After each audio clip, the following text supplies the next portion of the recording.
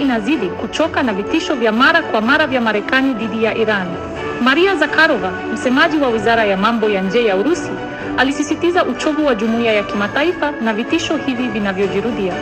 Alihoji nia ya Marekani katika kutumia jambo la kidiplomasia lililotatuliwa hapo awali, mpango kamili wa utekelezaji wa pamoja JCPOA, kama kisingizio cha hatua za kijeshi dhidi ya Iran. Mbinu hii inadhoofisha uwezekano wa mazungumzo yenye kujenga na suluhisho la amani. Jumuiya ya kimataifa, ikiwa ni pamoja na washirika wengi wa Marekani, imeshauri Marekani mara kwa mara kutafuta suluhisho la kidiplomasia kwa suala la nyuklia la Iran. Kuendelea kutegemea vitisho na mbinu za kushinikiza kumepunguza uaminifu na kufanya iwe vigumu kupata mwafaka. Mbinu ya Marekani pia imesababisha kukosekana kwa utulivu Mashariki ya Kati. Tishio la hatua za kijeshi dhidi ya Iran limeongeza mvutano katika eneo hilo na kuunda hali ya hofu na sintofahamu. Kauli ya Zakharova ilitokana na vitisho vya hivi karibuni vilivyotolewa na rais wa zamani wa Marekani Donald Trump. Trump, anayejulikana kwa mtindo wake wa kupenda ugomvi, alitishia mara kwa mara kushambulia mitambo ya nyuklia ya Iran.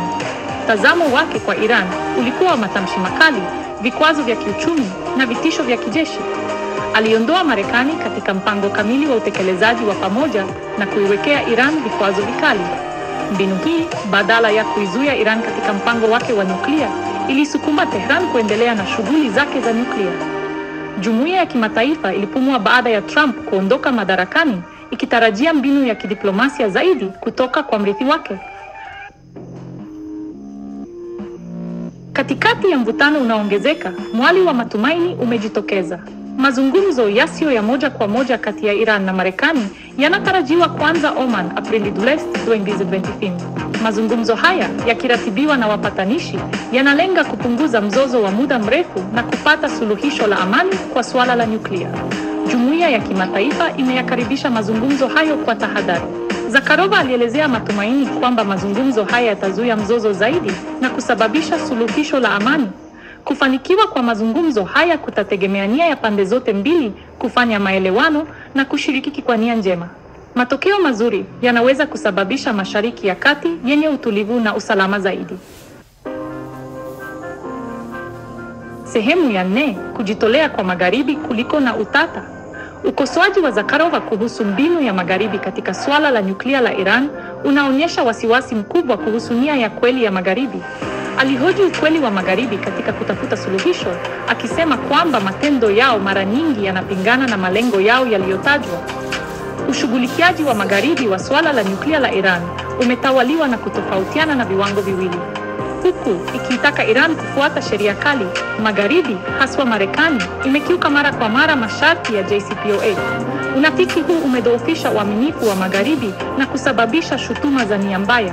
Ikiwa Magharibi kweli imejitolea kutafuta suluhisho la amani kwa suala la nyuklia la Iran, inahitaji kuonyesha wake kupitia matendo yake, sio maneno yake tu.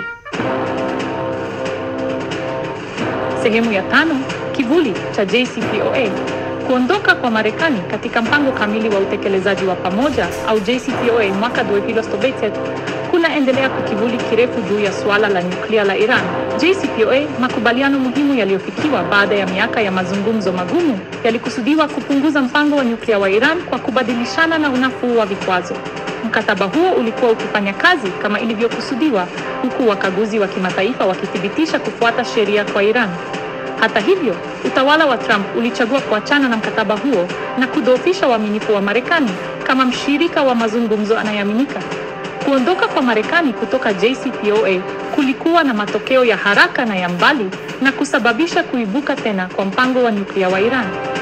Utayari wa utawala wa sasa wa Marekani kujiunga tena na makubaliano hayo ni hatua nzuri, lakini itahitaji juhudi kubwa kushinda uharibifu uliosababishwa na matendo ya utawala uliopita.